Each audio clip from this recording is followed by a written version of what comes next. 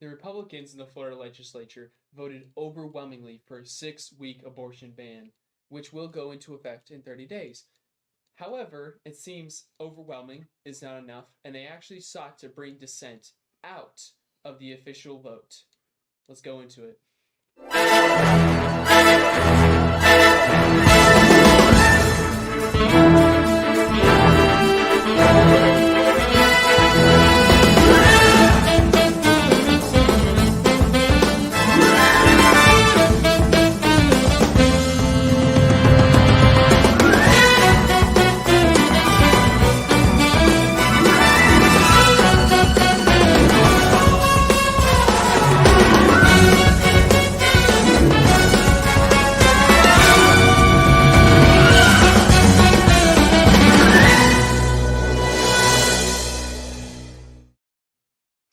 On April 1st, the Florida Supreme Court allowed abortion and marijuana to appear on the ballot in November.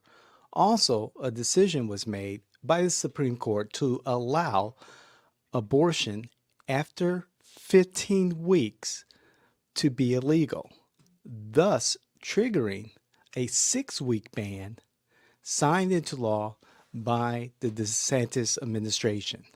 Let's go. What say you, JD?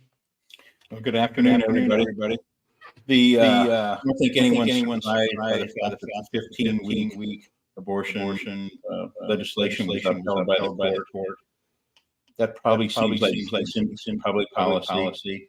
The fringes on either side don't really like it, but I think probably 80% of Floridians, it's a good accommodation.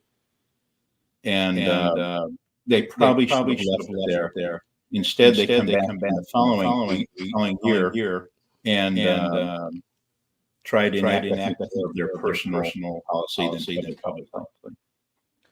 Yeah, and we've discussed this on the show before, David, as well. There are very good reasons to pass uncomfortable compromises, even if you want it to be a different way, because eventually, always eventually, a public opinion will swing, and maybe even the other party takes the chamber, and then you'll get reactionary policy. Instead of our 6-week, we're gonna get like 24 weeks or something, the moment that it's possible, and good compromise like 15 weeks are a good way to kind of get some of what you want instead of none of what you want, because now abortion is on the ballot for 24 weeks. For 24 weeks. If that were to pass, the Republicans would get even less of what they wanted, unfortunately, for them. But we'll just have to see. What interested me about the story, though, was what happened actually during the vote. JD, could you tell us a little bit more about that? Well, I can give you a little bit more of what happened, my point of view, and these are opinions and those of the record. But the day that the 6-week legislation was coming up, earlier in the morning, there was a Democratic amendment to go from 2 doctors to 1 in regards to health of the mother. And the representative voted in favor of that Democratic amendment. Based on there's all kinds of parts of the state that don't have easy access to OBGYNs. A lot of women don't realize pregnant that quickly. Timing, getting it could be a problem. Insurance things. There's all kinds of things. She voted for that Democratic amendment. They immediately came over and basically said something to the effect that you voted for that amendment. And she said, yes, I did. And that started kind of a whole downward slide that morning. Later that afternoon, after all the discussion, and there's time limits on all the things on the legislation they can go through, so they can predict fairly accurately when a vote is going to have any particular item. But prior to that, the speaker's chief of staff came over and said she was moving to a meeting in the Senate building. And then a little later on, they said, hey, you go to that now. So she did get up and over to the Senate building. There wasn't really a meeting. It wasn't a quorum for a meeting. she rushed back, anticipate of the vote coming up. But surprisingly enough, the vote had already happened. Now, she registered a no vote in Eugene, thinking she would be counted as a no, but we come to find out later that there is only one official vote, and that's at that moment. So even though there's like a notation in the record that she voted no, officially she wasn't present for the vote. She has no vote registered. No, her vote wasn't going to make a difference because they have a super majority. It was clearly going to pass anyway. That's just punishment for not following the law. Wow. And, it's politics, it's party politics, unfortunate. And one of my concerns about this particular decision in the legislation is the fact that the Supreme Court decided that abortion is not protected under the privacy clause. And for the Supreme Court, the Florida Supreme Court, to overturn a 40-year precedent and say, because abortion was not considered, was not part of the conversation 40 years ago when a particular case was in front of the Supreme Court, which allowed the decision to have an abortion to be a part of the privacy of the individual decision making, to say now that that does not apply because abortion advocates did not specifically petition the court or was a part of those hearings, those discussions, that not legislation, but that court case, that now this 6-week ban kicks in. Theoretically, it's a ban on abortion. It's a ban on women being able to exercise their health care, the freedom to decide their own health care.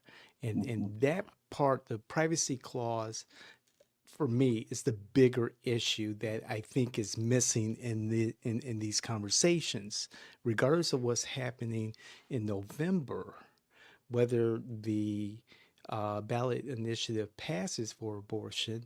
And the numbers so far right now, I looked at the predictive analytics, and it looks kind of iffy right now. It looks iffy.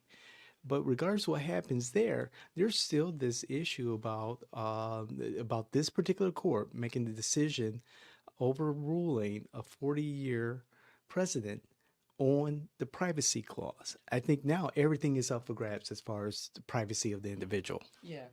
Granted, the court does what the court does, and they try to narrow it down. They want to do what they could to make it narrowly about abortion. But regardless of what they said in this case, I'm guessing a lot of plaintiffs will still seek to push that a little bit further. And we're going to have to see, I guess, how much further the court is willing to push it. But you're absolutely right that even if we were to pass this ballot initiative, which the numbers seem iffy right now, if we were to pass it, the genie is still out of the bottle in a sense. We still don't have a Florida constitutional right to abortion, and it seems that we may have a very limited constitutional guarantee to privacy of autonomous decision making. Correct. And yeah, I get their point that it wasn't part of the conversation, however many years ago, but it's a huge conversation now because our privacy is constantly at risk. Federal governments, state governments, like they're trying to, they've been trying to harvest information from us, domestic spying, all of that. And then you look at the social media bill that recently came out.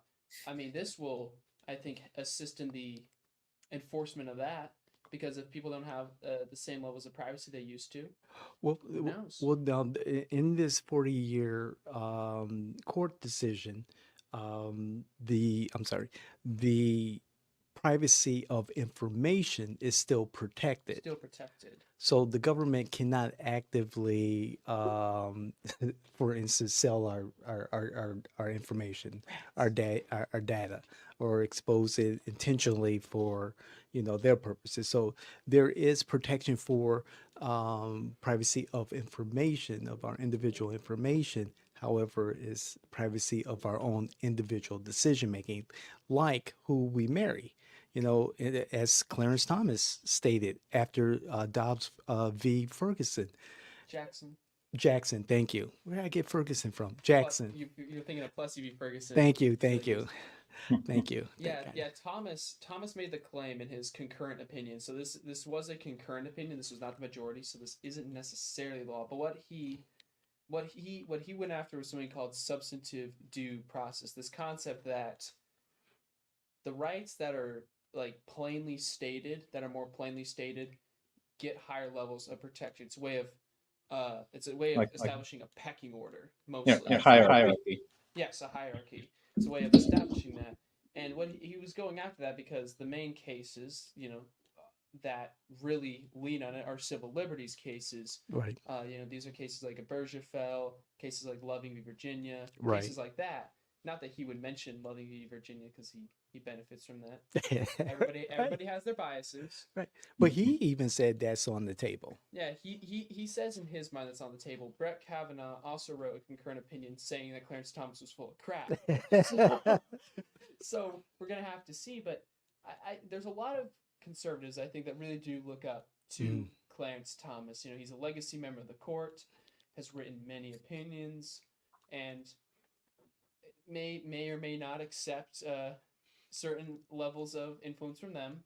Mm-hmm. And so you're absolutely right that I think on state levels, that might be worming its way into the minds of many judges, many voters, of course, business people who want to grease the gears, if you will, sure. of legislation. So it is always important to look at what is the status of my rights. Am I gaining them? Am I losing them? Are they staying the same? And with privacy, progressively, we've seen this on state and federal level, we're losing it. That's correct. JD? Well, and I think you're going to see a challenge for this 166. Even though there's an amendment on it, it wouldn't surprise if someone didn't file some kind of an action to start that position to get her, just in case the amendment passed. The two of you seem to think kind of a toss-up. I don't see that around. I think that amendment is going to pass overwhelmingly. If we were starting just 15 weeks, then I would think that amendment might fail. But now that they've passed 6 weeks, which we both all agree is essentially a total ban. Correct. I think you're going to have a lot of pushback, and I believe that amendment passed overwhelmingly. This is the case they've left well enough alone, but they just couldn't keep their hands off of it. And now I think it's blow up on them because the result is most public don't know totally. They realize there has to be, even if they don't like the concept, even if they're religiously opposed to it. If this was my family, my daughters, we would have an opinion, but they have a support. But you have to have public policy has to be accommodating to some extent for everybody. And 6 weeks isn't. And I think you're going to have just like you were saying initially, they're going to instead of having 15 weeks, this is going to get memorialized in the state, and they're going to end up point of potentially 24 to 26 weeks. And now they're really. I just looking at the data, and this is just right now, and both sides of the argument have not been out there, talking to their supporters, not talking to their allies about. We're just 1 week, or barely 1 week into the decision by the Supreme Court. So the marketing campaign, the propaganda campaign has not started for either side. I still think that it's not going to meet that 60% threshold that folks on the Say Yes on 4 campaign are hoping for. I just don't think it's there. November is going to be a whole different type of political climate, Right, and right. anything can happen between now and then. And truly, and you mentioned like the propaganda campaign. What kind of messaging goes out in regards to the amendment is going to be the most important thing. It always is, because if people aren't aware, they're not going to vote either way. If Mhm. people are aware, well, Democrats have shown us in the 2022 midterm that abortion's a really easy issue for them to needle Yes, Republicans on. that's true. It's That's right. That's right. it's like their get out of jail free card almost. It's like, oh, the Republicans are at it again. Make sure to vote blue. That's right. And That's right. and I think And that's been nationwide. Yes. it's been They just nationwide. continue. The Republicans can't keep their hands on that issue, and they just get beat to death with it. Every time they start to make some inroads, the Democrats drag out abortion now, and they fall for the crap and just get beat up with it. And I believe Florida is the exception sometimes. It's the outlier, Again, and I, I I've been spending a lot of time knocking on doors, going to different events like farmers markets and community events, and talking to people and not talking to people. That in itself is interesting, and just trying to get a feel as to where people are at this moment. What are we? This is April, fourth. uh, so about 8 months from now, 7 months Yeah. from the election, and, and just trying to understand if people really are keeping track of what's happening. And believe it or not, there's the hardcore, Republicans and the Democrats who actually follow this stuff, who are, the core of their parties.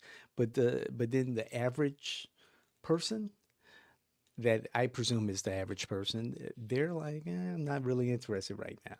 Yeah, it's been kind of the same to me because I've talked to a couple people about Amendment 2, the Right to Hunt Amendment, Hmm.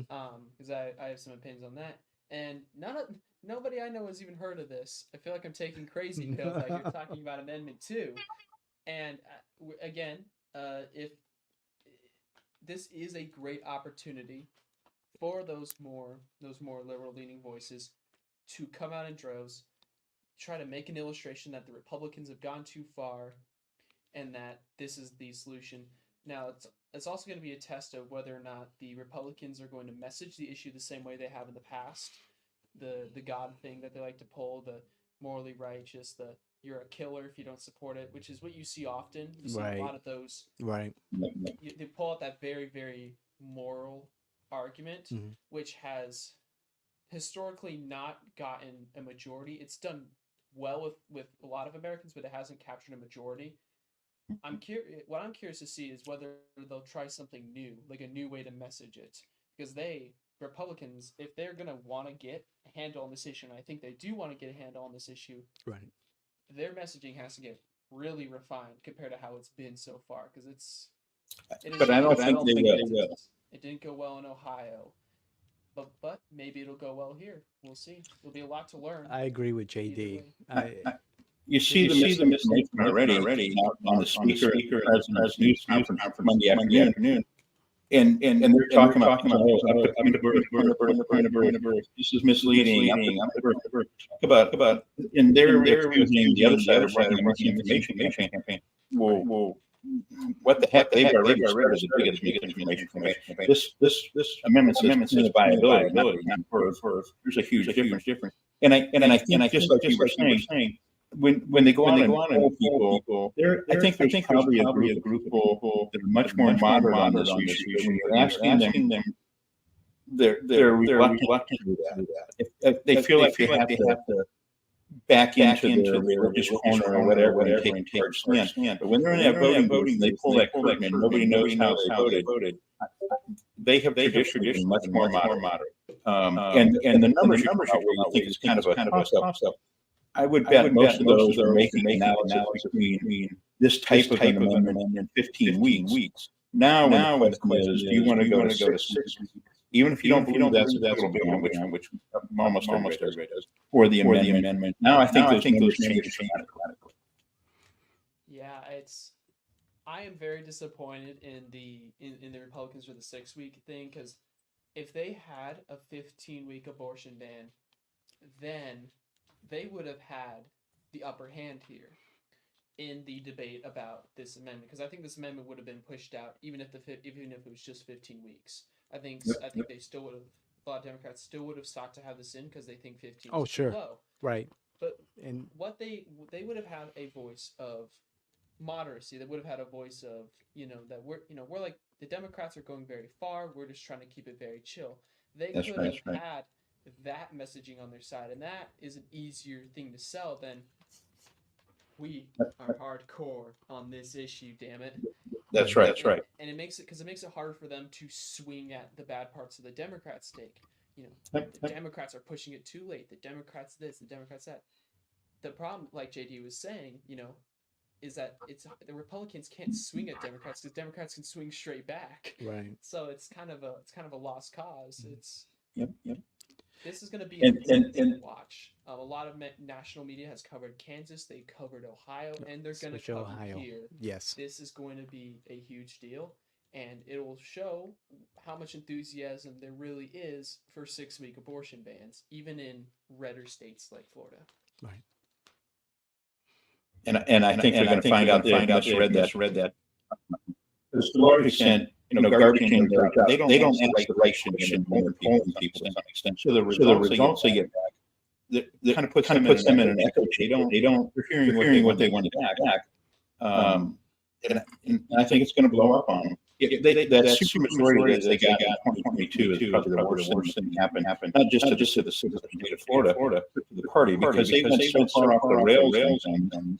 Sure. And they just I think they misinterpret. They think, oh, the governor is super popular. We got all these people. I've had them say, well, we have a mandate.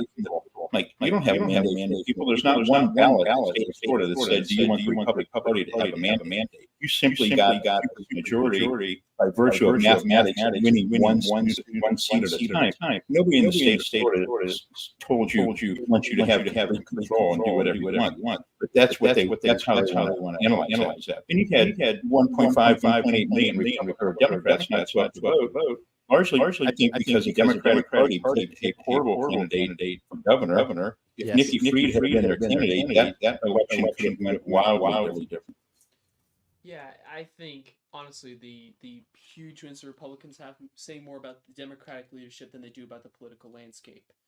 Democrats aren't putting the right candidates in the right seats. They're not advertising and messaging the way they're supposed to. They're not managing their funds the way they're supposed to. It's a very administrative failure in nature above all else, because a lot of urban areas in Florida are not as red as many like to believe they are. Sure, the experts. Yeah, and I've spoken to a lot of voters personally who voted like clean red in 22 and almost felt betrayed, during the presidential cycle. They're like, what is happening? Like, when I remember someone I was talking to at a barber shop who mentioned this, like when they learned that Governor DeSantis was going to be campaigning and getting his governor's out at the same time, oh, they were not enthused. They're like, so we're putting him to do what exactly? And even though I think the Florida Republicans like to spin it as, they're very pro DeSantis, they want this to happen, they want our tax dollars going out of our state because they love us and we love them. Well, like JD said, it's kind of an echo chamber, this assumption of popularity instead of well. And now you've got the governor. I'm really sorry. I really do the governor campaign around the stop, essentially apologizing. Oh, remember me? I'm the governor. And the other thing that there's a lot of blowback is the 2023 session right after the election passed a lot of things that are crazy. When people start like hiding his travel records, changing the number of votes that have these amendments. That was completely in anticipation of the abortion coming up on the ballot. And when people start feeling this, they don't like it. The politicians they underestimate the average citizen out there and don't give them enough credit for. And I really think 70% of the population should be close together. You've got the fringe team maybe on each side. Most Americans would be solidly in the middle. And when they see their legislature doing things like that, like you were saying, they feel betrayed. They don't like it. They know that they're pulling someone. The Democrats have an opportunity to capitalize on the shortcomings of the Republicans. However, they just don't have the organizational structure or the finances to, and that may change. The finances may change because the Biden administration campaign have stated that, Florida is now in play. And I don't see that when you're 7 months out from an election. Maybe there'll be this infusion of millions of dollars to get people out there registering folks or getting them to register for vote by mail. However, it's going to be a matter of not persuasion, but turnout, a really big Right. turnout effort to meet that 60% threshold. There's more Republicans than there are Democrats in the state of Florida. So you're going to have to peel away those MPAs and Republicans to meet that threshold. Go ahead. They really do have to poise themselves as the more moderate party on social issues like these. Because, I think a lot of this had to do with his campaign for president. Florida has taken a lot of very hardline stances on a lot of social issues. Right. And yeah, the Democrats do have an opportunity to poise themselves as the more moderate party that can swing, the MPAs, they can swing the independents. But if we do get that millions of dollars of infusion, that money's only as good as the people who spend it. That's correct. As well. And it could be a good opportunity for the Democratic leadership to redeem themselves, to show that, they can mean business. But it has to be more than just about abortion, because the Democrats are losing Latinos. They're losing black men. They're losing Asian voters. They're not getting those numbers like they used to. Their own backyard is being eroded. Exactly, and that could play into a lot of issues for the Democrats in trying to meet that threshold, and their allies to meet that 60% threshold. And two thoughts on that. Number one, the current administration and party, Nikki Fried, not the previous. She's smart. She knows what's going on. She's on the ground all the time. I think if you try to compare her to the previous state Democratic Party, I think you're making mistakes. I think you're underestimating. I don't think she'll make a lot of the mistakes that they made before. And also, I really think abortion is one of those issues where, because I've had other analysts we've talked about, they're like, the number one issue with voters crime. I'm like, yep, we're going to vote abortion. No, the number two issue is inflation. Yep, they're going to vote abortion. And you may draw a ton of people out that may vote certain thing, but they'll mostly guaranteed they will deviate on the abortion and vote their mind out. They won't necessarily vote straight Republican, straight Democrat when it comes to that issue. We saw it in 22. By all means, the Republicans should have swamped the midterms, but they didn't. They didn't get that Senate. Just barely missed it. That's true. And the abortion. And you're right, JD. People, as much as people say they care more about inflation, inflation's more nebulous. What exactly is X administration going to do so different from Y administration that inflation's going to go down 3%? I dare you to find that. I really do. Because grasp on, there's less that the people in charge can do. It relies more on the markets. But issues like abortion are very, very simple. We like to talk about how issues like these are complex. You have to work it out. People only say it's complex because they actually know most of the complexities. Right. They say it's complex, ironically, because it's simple. Right. That most Americans favor a certain amount of abortion. They like at least some, like a sum in their window. Oh yes. And that 6 weeks is not sufficient enough window for most people. That's right. It's a very simple issue. And there was a new last section to remove incest as an exception. Now, somebody in Tallahassee got their head out of their butt and to figure out we are not even going to get out public. They got killed very quickly. But there is a sentiment in there with some of those hardline radical Republican right that want to remove incest as an exception. Talk about losing public. I'm not sure how anybody else. I've got daughters and granddaughters. That doesn't play well with me. Right. No, Right. when you see that much, it's like, okay, they don't. My thought is, they don't give a shit. When I hear, oh yeah, no, but no exceptions. It's like, they don't give a shit about the issue. They give a shit about the attention. They give a shit about their own image. But their concern isn't actually with the policy. It's with what they perceive as their status as a concern, as a moral person. It's not looking at the issue practically. It's here. Yeah. And I think that's exactly why we try to help people, excuse them, because they're afraid. There's a section of the public that's afraid to say out loud what they actually believe, because they think it goes against their personal moral beliefs. And I think it makes it difficult for them. And so I just think that those polls represent the amount of support for an amendment like this. Kellen, final words? Final words is the Democrats do have a real opportunity here to capitalize on the hardliner stances that a lot of Republicans have taken on social issues. Whether they do or don't, time will tell. Mm-hmm. If they do, this could be a new leaf going into 2026, aka the election that matters around here. As far as issues like this, Republicans have to do better on messaging this issue if they want things to go better for them. Again, time will tell if they do. I get the sneaking suspicion they won't. Polling is challenging. We won't know until we get to the one poll that matters, the election. Correct. The messaging comes out the way it's supposed to, I agree with JD. I think this thing can pass, but it will require effort. Right. JD, final word?